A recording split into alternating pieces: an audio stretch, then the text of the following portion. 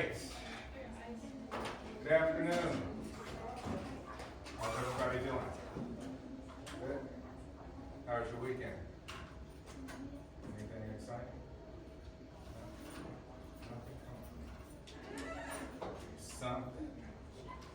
How was the exam? What did you think? What were your honest thoughts? Like the format, short answers, prefer multiple choice, fill in the blank? What's your feedback? You like this format? Okay. How long are you supposed to be? Doesn't matter. Right? I think, hey, oftentimes in college, you think of this concept like, hey, we live in an individualistic society. We are not a collectivistic society like other Eastern cultures, which means that we have a low context. Well, we kind of have a high context communication system. Being that here in America, we like things direct. Say exactly what you mean, put in the email, put the syllabus, right? Put the rubric, right? And then we go to other cultures and like, hey, it's kind of things aren't applied. Meaning that if you put good information, there shouldn't be a limit, a threshold on how little or much you need to put. Right? So for me, the way that I kind of instruct is like, hey, we tend to in high school, like, oh my gosh, it's 300 words, so let me just fill it up with a bunch of nonsense and a bunch of cool, big words. But as you go up into education, you realize that in order to get the value of knowledge, less is more. If you can get your point across. Because the true genius of any kind of intellect, can you explain it simply? Right? You get the people who say all these words. And then you get the people who explain complicated physics, biology to a 2-year-old. That's the person who really has, I would say, the better kind of understanding. So I don't like to put like a limitation, 300 words.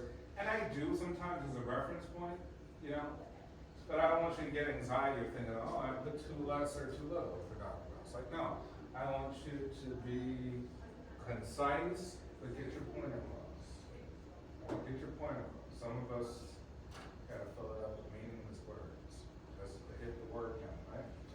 But that's not getting value from this education. Education that, we're trying to get is like, man, I want to be able to understand anything in the simplest way to explain to anybody in 1 minute. As opposed to, oh my gosh, wait for an hour and I can explain this little tiny topic to you. There's a difference in that. So don't get anxiety, just please, maybe concise, get your point across, and work on it. It takes time. Right? It takes time. It takes repetition to kind of get good at shortening these things. Okay, that'll kind of be the standard format. So expect 10 questions each exam. Right? We're done with one. I'll grade those maybe later today. I looked over some of them. Very good writing. So look out for that. I'll put that in the announcement. That's the expectation for that. All right, moving along. Our next group. Who's our next group? Raise your hand. Wednesday, how's it looking? Good? Okay. I like what we're doing so far. All different topics. Right? Kind of want to leave that open-ended too, because if we give the topic, then you're forcing people to kind of come up with something interesting and say about a topic they're interested in, which to me it doesn't really help. You know what I'm saying? Like, part of instruction is to be motivated by what you speak about. Right? Part of a good presentation is having some sort of motivation. All right, moving along. We are in sensation and perception, right? So think of it this way, what we've kind of been learning so far in class. You're like, hey, where's this all leading up to? Right? We're trying to, in our mind, by the end of this semester, get a model. A model of what? You're like, a model of what it is to be a human being in this experience. Like, we have this experience every day. It's a new sort of experience. You go to sleep, it's almost like a rebirth. When you wake up, it's almost like you die and you're reborn. So we're trying to build a model. Now we started off first like, hey, the scientific method, empirical analysis, critical thinking, you have to test it, right? It has to be falsifiable, right? That's how we objectively establish truth that we can all kind of agree upon. Like, hey, no one really could falsify that information, therefore we kind of accept it as a kid, right? E equals MC squared. At this point, it should probably be a law because like it's almost 100 years that no one's been able to say, hey, Einstein, that's false. We clearly did some testing to say that's false, right? Other part two, to understand, there is no perfect information. Can we criticize the people in Babylonia for not having the same sort of information as Einstein? No, we can't. Two different times, right? So they didn't have perfect information. Einstein and Newton didn't have perfect information because Einstein kind of rejected some of Newton's ideas and things like that, right? So without our perfect information, that kind of leads us into sensation and perception. The universe itself in this classroom has information, right? It is up to your human body to make sense of the information. Like, where's the information come from? It's coming in the form of energy. Like, well, what's the energy? Molecules, atoms, right? Energy waves of some sort, right? So it's constant. But we are in this vessel that has things, another way to think, right? Always think, especially for psychology, it's like, hey, sense of systems and processes. Like in this human body, we talk about different parts of the brain, different systems, and they process information differently. Same that we'll talk about here with sensation and perception. Different things process information differently. They do different functions, right? We have living cells inside of our body, right? Countless number of living, actual living things. So if someone wants to say, what makes up you? Yeah, it's a really good philosophical question. Yeah, I see this body. We really say, who are you? That's a philosophical question. Are you each cell that does different things to keep alive? Are you that reptilian brain that we say, you kind of need in order to stay alive? Just survival, hunt, kill, have sex, reproduce, right? Eat food, digest it, defecate, urinate, blah, blah, blah. Or you the mammalian brain, more, memory, savage. Or you that neo-mammalian brain, let's build a skyscraper, take a rocket to Mars, okay? Right? So that's a very kind of philosophical question. But what we're trying to understand is like, hey, human beings have systems and have processes. We're taking in information. How do we take it in? How do we make sense of it? So the difference here we establish in a sensation is essentially absorbing the information through these systems, what we call senses. Eyes have vision, kind of have hearing, taste has taste, smells has sound, touch has a feel to it, right? We're like, hey, we all feel things differently. We all taste things differently, right? We interpret things differently. We all see things differently, right? And we're going to learn kind of a little bit more about that. So remember, energy, right? In some ways, psychology is really kind of related to a lot like physics because it involves so much physical attributes. Like we're taking in energy of different forms, right? We're converting this information to electrical energy, shot up those axons to the neurons to make sense. Like, wow, I don't know, is this body like a machine? Could it be defined as a machine? Yeah. And we're converting things to an electrical signal, shoot it up to the brain, different parts, make sense of it, and then we respond to it. Right? Some of us have different thresholds, right? Some of us pick up stimulus different. So get that kind of in your mind, like, hey, it's not, the interpretation may be completely different than the truth. Right? So if we talk about objective absolute truth, and we kind of maybe get into some philosophical ideologies too. As we say, we don't see the sun with what God has given us with these eyes as a white star, even though it is. It's not what we see. necessary for us as a human being, Homo sapiens, right? To see it in the way that we should see it. Now, some see it the same way, bats still have echolocation, things like that. So get that concept also in your mind, right? That we are meant to see, we're meant to see. And if we want some other objective truth, then we gotta get to that science part and create instruments to see, see what the sun really looks like. Real, right? Too bad we can't see it. Let's get an electron microscope or something. Like we need instruments and testing to do. All right, so this chapter. So today we'll kind of just cover the visual system, right? And then Wednesday and Friday we'll cover different other parts. We'll cover the visual system because 70% of our receptive cells are visual, which shows us that human beings are primarily visual. Right? You see me, you make judgments of this information, you see the classroom, you know, we don't know personalities, we don't have that information. Everybody, see how they talk, right?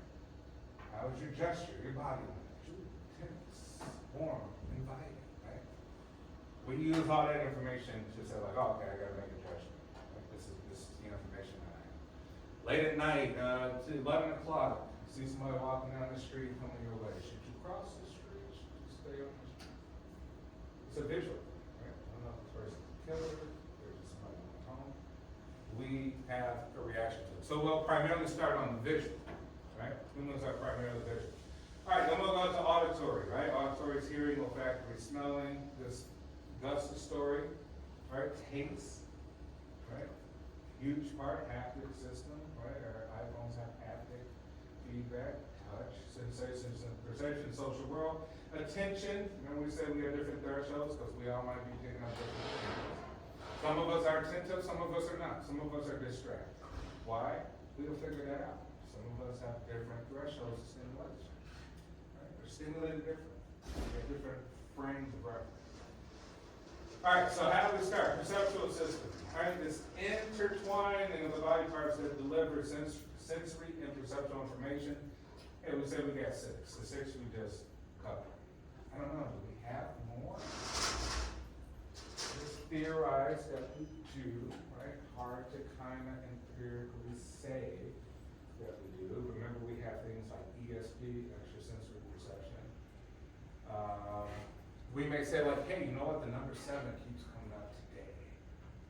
It has meaning. And then later on at the end of the day, like, yeah, it makes sense. It's because of this thing. You try to tell somebody like, how it has BS. Right? But for you, through your own experience, you're like, no, it's a real thing. Like, I see these things connected. Like, I see the universe connected. Things were all supposed to happen in a way that to make sense. And that's what it's about, making sense. All right, visual. And we say energy. Energy comes in the form of light. Light is energy. It comes in packets of energy called photons. Well, light is both a wave and particle, which sometimes we describe as a waveable, right? It's both a wave and a particle. We say here our eyes are picking up waves of light. Are they tight wavelengths? High amplitude? Are they scattered out gamma rays or something? You know? And that will maybe be the intensity of which we see. High, what's the intensity? Right? We turn the light up, we turn the light down. And we're like, well, what is actually happening? What is happening? Well, less light. Right? I don't know, less energy, we could say. All right, they got a number of light bulbs, and we can control the intensity. Maybe the amplitude of the light. That's what's doing. Cranking up the amplitude, higher voltage of some sort. Auditory, you hear me speaking, right? Sound waves hitting the eardrums. Then we'll look at other systems. Respiratory, touch, olfactory, haptic, kinesthetic. Kinesthetic too, right? We say, hey, detects information about the location of the body parts. Subconscious, you're walking left, right, no thinking involved. No higher thinking involved, yes. That reptilian brain, as I already said, we repeated this a million times, we know what to do. Locked it in, long-term memory, right? So we say, hey, with athletics, you know, we say someone's gifted as an athlete. I mean, really, they probably are highly have an intelligent kinesthetic system. So we might say LeBron James is a genius with his body in this particular rules of this sport called basketball. Now, can he do it for other sports? No. Different rules. His intelligence in that area is just like us. It's like, hey, we're not geniuses of all fields, even though we get PhDs. We're not masters of all, right? Can we? You know, maybe some people are geniuses at economics, biology, neuroscience. You know, but we say some people are really great at one particular thing. Right? But kinesthetic, you can say, hey, that person really knows how the location of their body in space and time, right? And know how to move it to whatever is needed, right? Perceptual. Bats have echolocation, right? So we say, hey, animals have different systems. Some animals have different systems than us. Bats, for example, have one we don't, echolocation. Location of objects in space by sending out sound, so it sends out sound waves, bounce off the objects and back to them. So you say, hey, bats really are seeing as we just look at each other, try to perceive depth, you know, things like that. The bats are doing it by sound, right? It's processing information in the olfactory bug, different. This occurs when cells at periphery of the body detect physical stimuli, right? So we have, remember we said this nervous system, right? We said brain, spinal cord, right? Then we have that peripheral that extends from the spine. You know? So we say our entire body has receptors. It is made to receive information out in the environment, all over the body. And it has these cells that are within these systems, right? And it's converted to a stimuli. Well, we're like, well, what is a stimuli? Right? And you're like, okay, the cell is able to absorb that information, that energy, and then react to it. You know? Stimuli really says that we have a potential to act based on the energy of the information coming out. Remember, we said we have different potentials to act. Some of us are high, sensitive. Some of us are low, and know what we're talking about. All right, some of you are like, oh, I got bad hearing. Right? You're like, you're still getting the information. Right? It's just not being processed because it's just a lower threshold at this point than other people. Right? I got bad vision. Right? We're still getting the information. The environment didn't change at all for us. You're still getting the same environment. Say it's just your cells and your receptors have a different sort of reaction or threshold to it. Right? So one thing that's stimuli, right? So we detect stimuli and then we convert it. It acts, and we say it acts, it shoots an electrical signal up to the brain to be processed to say, what is going on? How should I react? So we say, hey, perception is a little bit different. Brain processes signals to produce sensory input awareness. Now you're aware, right? You've gotten the information. Others not so much. Right? We could walk down the street with a bunch of people and we say, oh man, they're looking at their phone, they're aware. They're coming to get hit by a car. And you say somebody else might be doing the same thing. But they're like, oh, here comes a car, let me get out of the way. You're like, well, what's the difference between the two? Right? We say some people have more sort of perception than others. Right? They perceive the environment maybe even more. Which makes really good FBI agents, CIA agents, spies, things like that. Person, they would come in quickly, environmentally scan, see where everything is, right? Points of vulnerability, blah, blah, blah, blah. And other people just come and say, no. They have other things on their mind, right? They're unaware. Some limitations. Right? Sensory experiences result from brain activity, not just body periphery. So we say the brain is highly influential in this process. Can occur without consciousness. Subliminal perception. Subliminal messages. Right? So here's my first question I'll give to you in your groups. Think of, remember we said subliminal. Let's see if our next slide is kind of give more reference for you.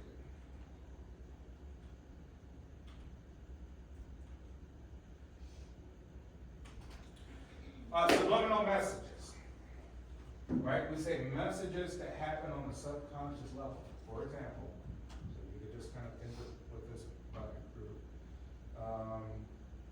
commercials, things on social media, Facebook, Instagram, Snapchat, TikTok, right? Little subtle information being thrown out there that you don't really consciously pick up, and maybe later you think about it. Or it kind of induces you to act. It makes you thirsty, hungry, right? Something that's being thrown out there. So I give you about 3 minutes, talk with your group, but think of maybe like 3 subliminal messages that you observe on, like just say, the social media or commercials on the media.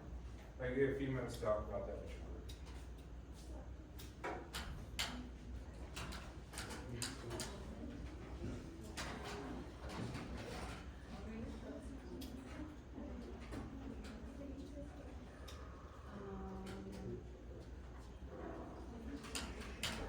Right? Think you ever scroll through social media like, something's weird about it. I kind of think that they're throwing out something more than what they're advertising. So what they're promoting, there's a little skit, the reel, something of the sort. Like, think of those little instances, not until you really recognize them maybe later.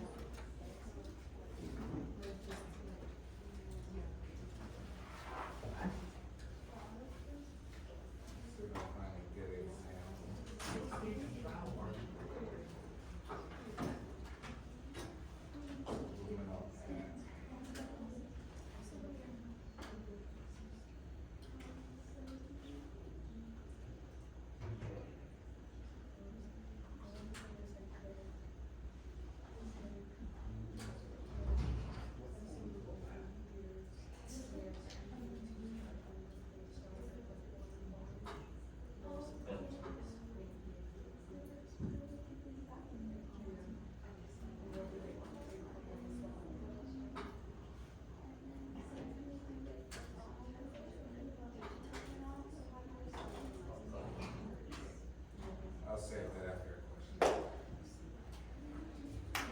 Subliminal messages, right? These little things thrown out there to subconsciously kind of get us to act without actually really using the front part of our brain, right?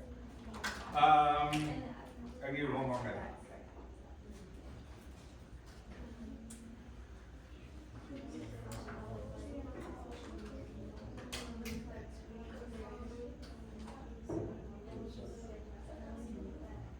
One of my most hated things on like social media is the videos where it's like, this conspiracy video, and then they have somebody like in the video like telling like, right? You hear it, right? They're like showing the one video and they have somebody there like just pointing. You know what I'm talking about? Does anybody know what I'm talking about? Like they'll show a conspiracy theorist video, right? And then if you're showing the video, in fact, an actual video, but then there'll be just a regular Joe Blow, like the second person, like trying to get you to conform to what's being said in the video. Like trying to induce you. They said, you know what I'm talking about? Like they'll be like, yeah, listen, right? No? Alright, I'll see if I can find one of those. That's one of my most hated things. I'm like, why are you in the video? Like, let us watch what's going on in the video. Alright, thoughts. Subliminal messages, information. I guess we were talking about how like when you scroll through TikTok, there's like so many ads for like different products. Mm-hmm. So maybe it's like something that like you don't think you want to promote, but then it pops up. Alright, so you're like, well, you know what? Perception is a little bit different. You're, even when it comes to attention, like, hey, how can it get away with making me want something by spreading a bunch of random little tiny advertisements, so I'm trying to focus on this TikTok video, right? And will I pay attention, like will my eyes subtly kind of see what that thing was about?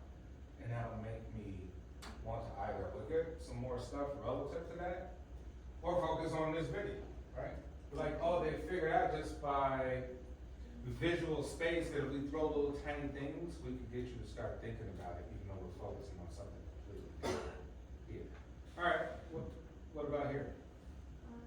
I was thinking about how like there's this brand called Bloom, and it's like some kind of drink. But like I've seen like a lot of people on TikTok where they like kind of incorporated it.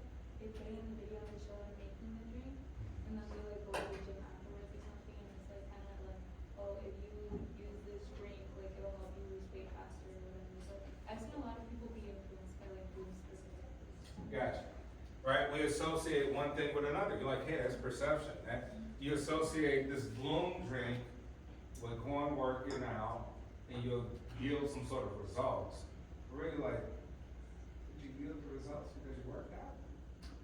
Or did you get the results because of the Bloom drink?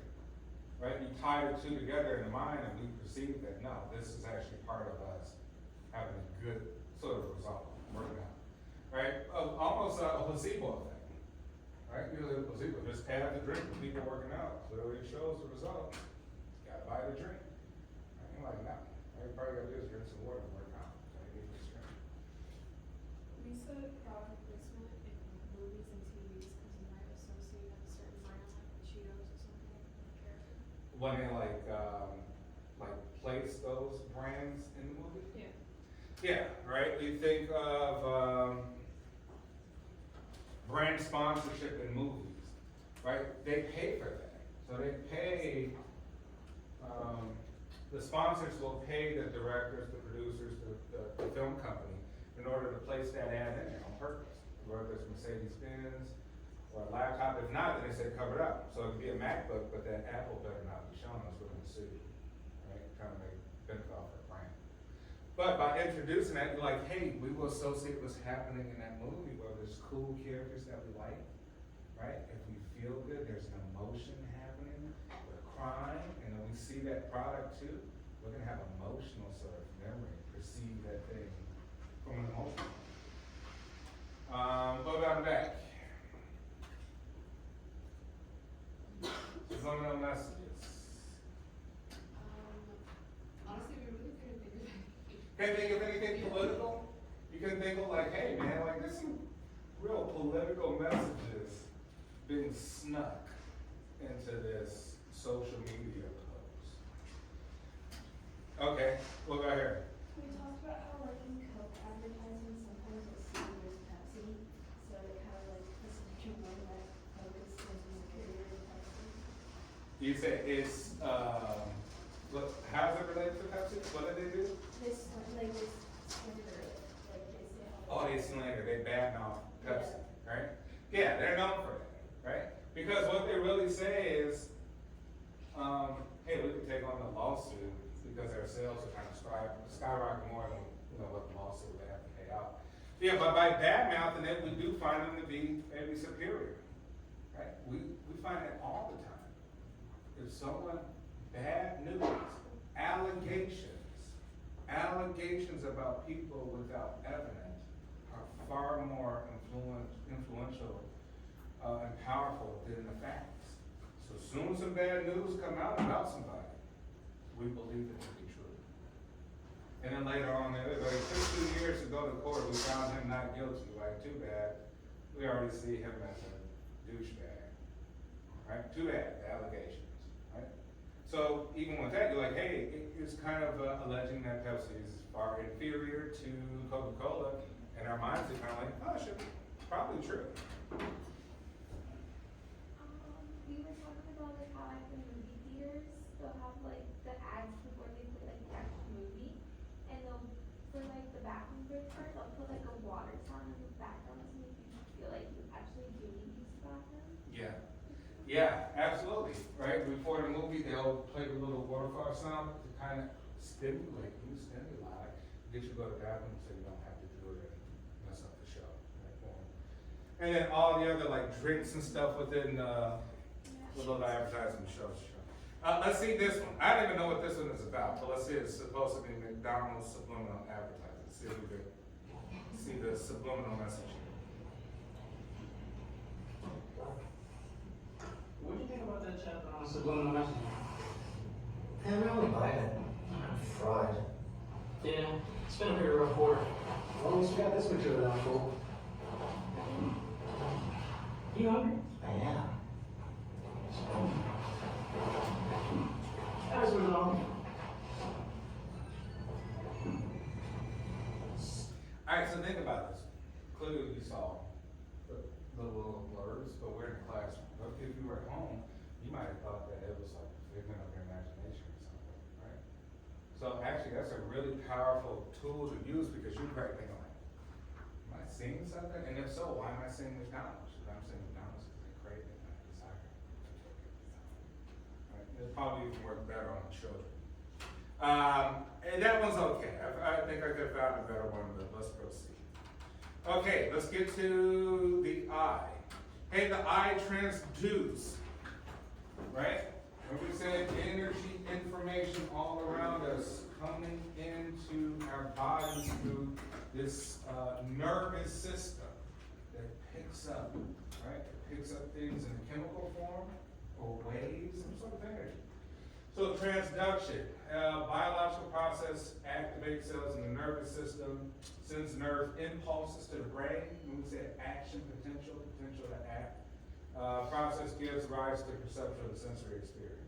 Right? So transduction is just the process of getting the information in, right, to the nervous system and sending an impulse to the brain. So we call that transduction or transduction. And then receptor cells, right? Sensitive to specific types of physical stimulation, energy, waves, chemicals, etc. To the brain when stimulated. And then we got the photoreceptors. We said, hey, most of our receptors are in our eye, through our entire body, about 70%. These photoreceptors are in the back of the eye. We got all this eye, we'll go through the eye, the different parts of it. But they're located in the back, right? And then they're connected to the optic nerve, sent out to the occipital part of the brain, right? But we say these photoreceptors are in the eye and are sensitive to stimulation by light, which is, remember I talked to you about like sleep habits, right? Or what we call sleep hygiene. You're like, man, I can't really sleep. You probably watched something too vivid before you went to sleep, scrolling through social media or YouTube or something like that. Or you still have your phone not face down. So that always on feature, even though it may show like just the time on your iPhone or something, your receptors are still on. It's not like they go to sleep. Receptors don't go to sleep, right? Except their nervous system's not going to sleep. It's just your consciousness is kind of low. But you say, if this is still on, your body is saying there's light. There's light outside. This thing I'm like, oh, it's 3 in the evening. Like it's not, it's 2 in the morning. Right? So it's important to even understand that, like anything that you do, your body's going to pick up the information. So make sure you either turn your phone off or at least probably face it down so no light is in the room. All right, next we need to, when it comes to the visual system, we need to discern between distance and size, motion, shape, and brightness. Right? We need to see how far away are you. Why? Because you can be a threat. Driving down the highway, how far away is that car? How would I know it's far? How far it is? How would I process that in my brain? Is it because the car is smaller and the car is close to me or larger? Oh, okay, I guess if they're smaller, it means they're further away. If it's closer, I think they're moving faster. Oh, the trees right here moving faster. The ones in the background moving slower. Driving in the same car, looking at the same thing. Right? The shape, the brightness, optical illusions.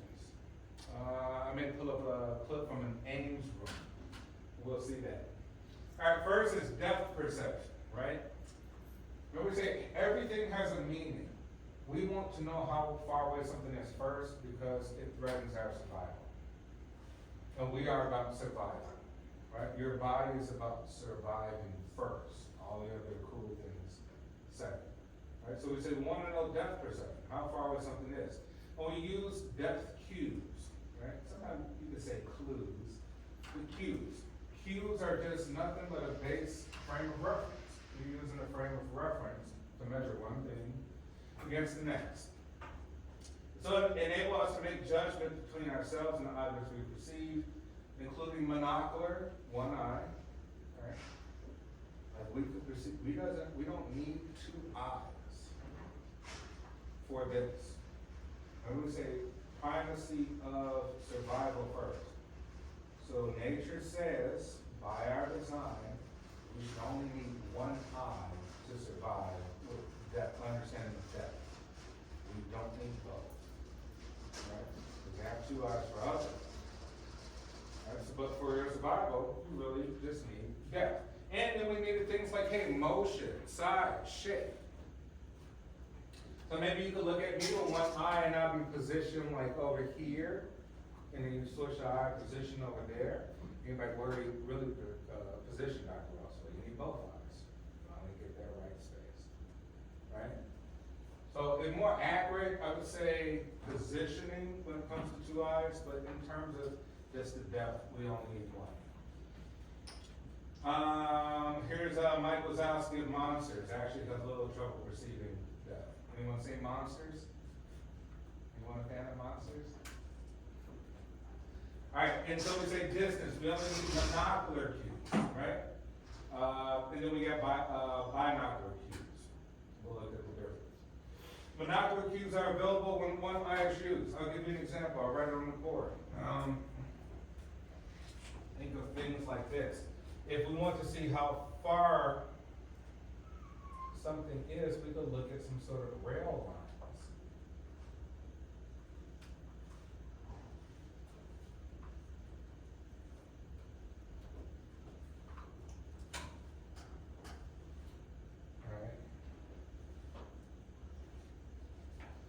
Right, if you're just looking down the street, you're walking down the street, you come up against some rail lines.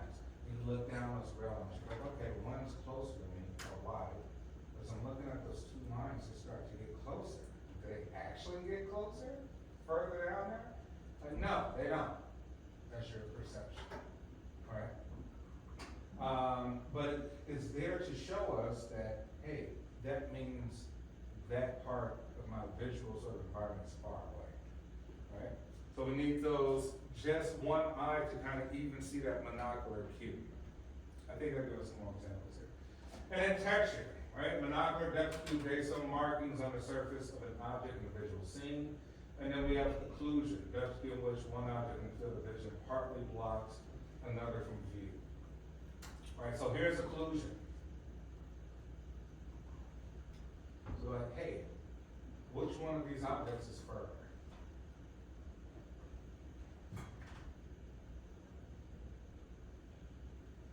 Right, we think the one to the back, but it may not be accurate, right? We say from what we could see here, since this one kind of blocks this one, that this person has to be sort of further away.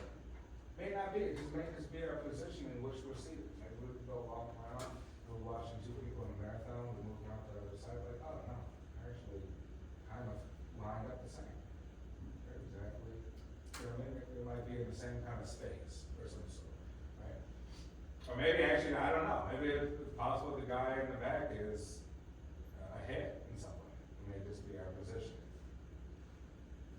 And then we have things like clarity, right? Which we think of like the pixel density in our LED TVs and on our phone, right? Things that make things more clear, more distinct, as opposed to fuzziness of the visual image. Things closer are more distinct, things further away tends to be fuzzy. And then we have shading. Shading, relatively dark area that appears to be created by blocking the source of light. So we can kind of see depth or even positioning looking at how dark something is versus how light it is. All right, so we say here, the figure shading creates the perception that some of the circles seem to rise up above the square. What do you see here? Which circles appear to sort of rise up above the square as opposed to being concave?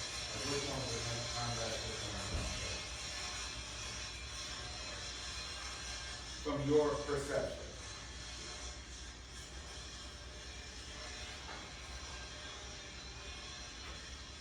Yes. So the big square would probably be the ones that are shaded dark at the bottom.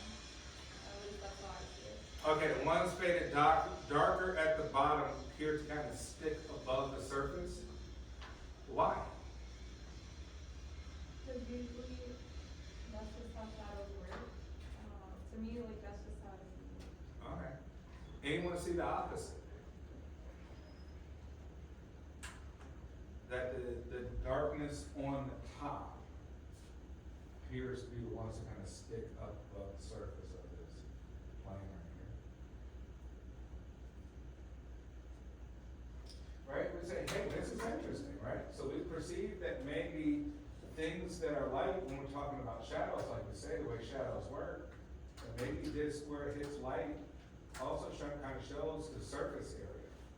Right? Kind of shows if it sticks out or protrudes, else it will be different. So like if light would have hit it and it's sticking out, the light would kind of illuminate right here, as opposed to here would hit the back of the surface. It was actually like wood inward, as opposed to hitting the front. So it does give us some visual cues. So we probably could say that this part actually sticks up, this goes in.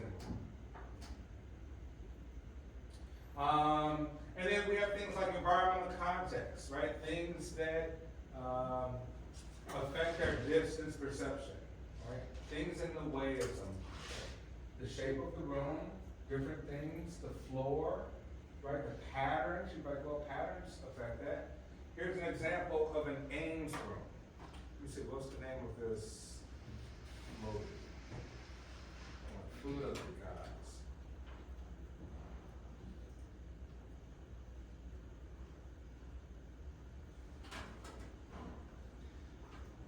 So, here's an example of an Ames room that was kind of used in the film. Same room. But this is the result of looking at it from different perspectives.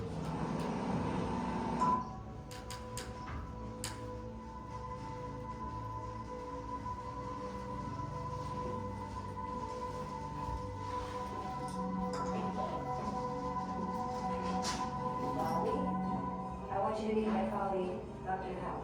And I would like you to get the fuck out of here. It's all Get right. out of here. Get out of my room. Get out of here. Get out of here.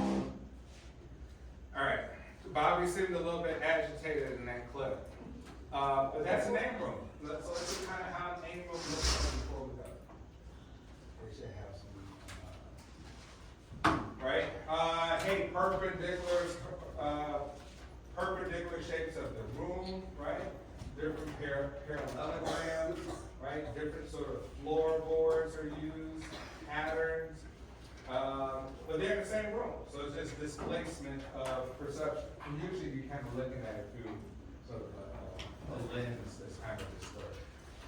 All right, we will come back to more visual and hearing perceptual systems on Wednesday when I have our presentation. And I'll have your grades in, let's say by next class, your grades will be on the exam. All right, have a great day. I'll see you on Wednesday.